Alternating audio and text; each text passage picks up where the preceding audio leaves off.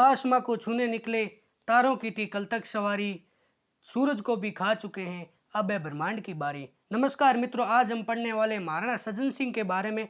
और पिछले टॉपिक में हमने पढ़ा था महाराणा शंभू सिंह के बारे में। तो देखते हैं इतिहास में महाराणा सज्जन सिंह के बारे में क्या क्या है।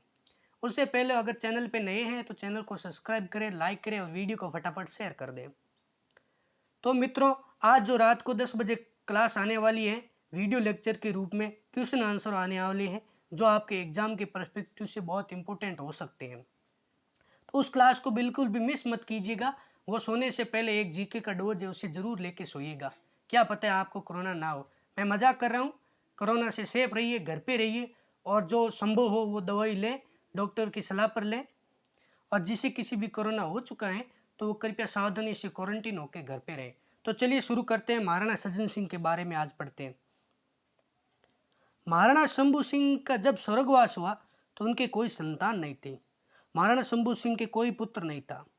तब बागौर के महाराज शक्ति सिंह के पुत्र सज्जन सिंह मेवाड़ की सिंहासन पर विराजमान होते हैं और ये इनका राज्याभिषेक 8 अक्टूबर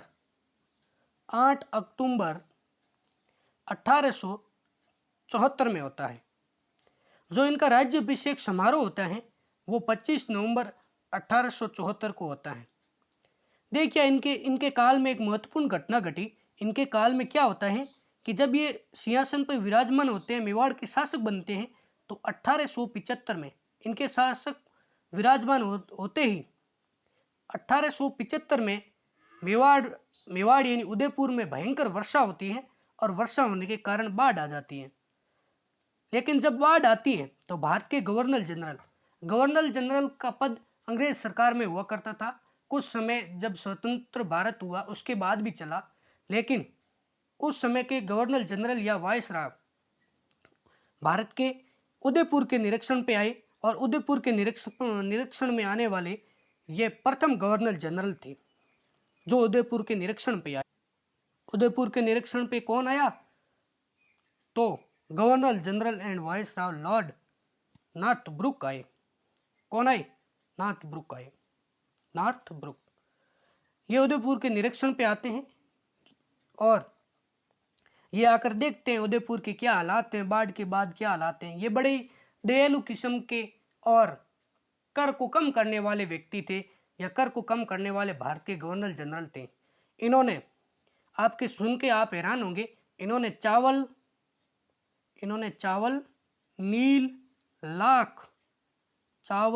नील लाख और ऐसी भी कुछ वस्तुओं के अलावा, ऐसी अन्य कुछ वस्तुओं के अलावा बाकी सभी वस्तुओं पर निर्यात कर समाप्त कर दिया।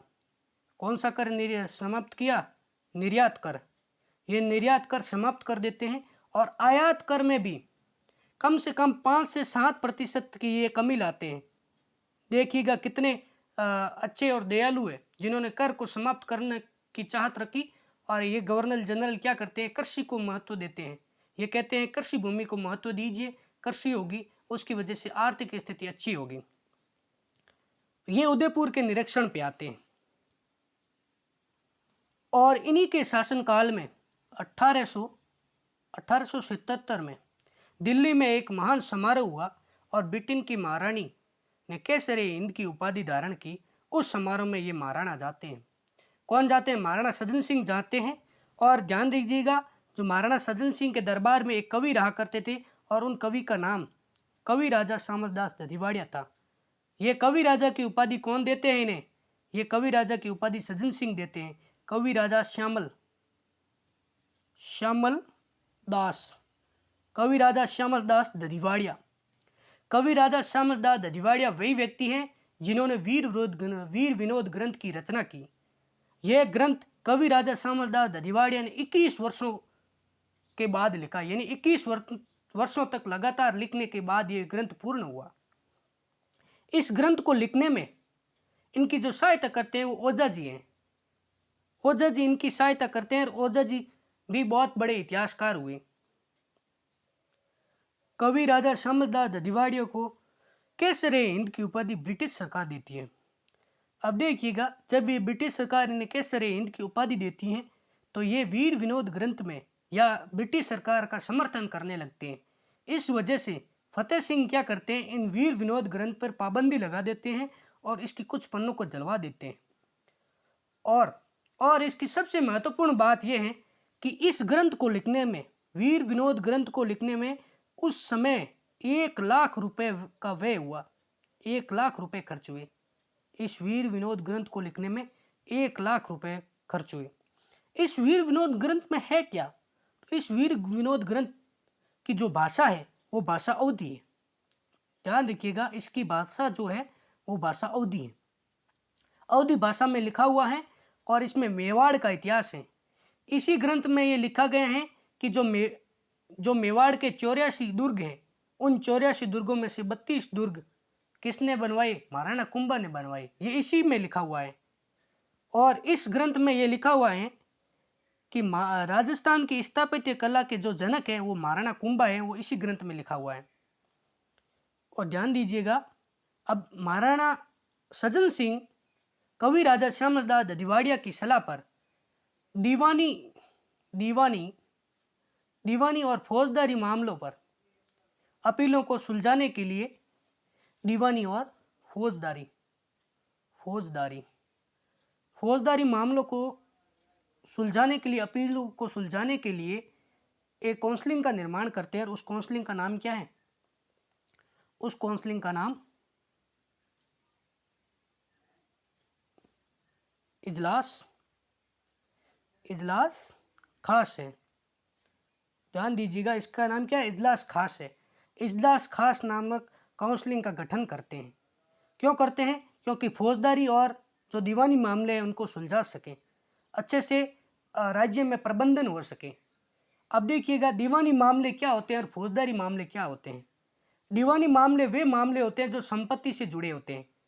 जैसे किसी की संपत्ति के बारे में कोई मामला कोर्ट में जाता है तो वो दीवानी मामला होता है। अब फौजदारी मामला लड़ाई झगड़े का मामला होता है, वो फौजदारी मामला होता है। अब देखिएगा, आपने हमेशा ये सुना होगा कि दीवानी मामलों का जो निर्णय होता है वो बहुत देरी से आता है और फौजदारी मामलों का निर्णय बहुत जल्दी दिया जाता है।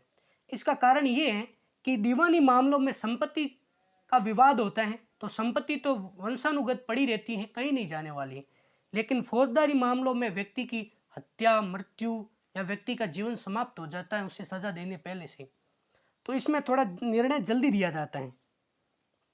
तो देखिएगा, याद रखिएगा, इजलास खास की स्थापना की जाती है, इजलास खास का गठन किया जाता है। और इसमें कितने सदस्य थे? तो इसमें मैं सदस्यों की बात करूं तो इसमें 15 सदस्य थे। कितने?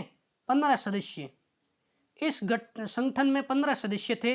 इसका गठन किया तो इसका 15 सदस्य थे इसमें।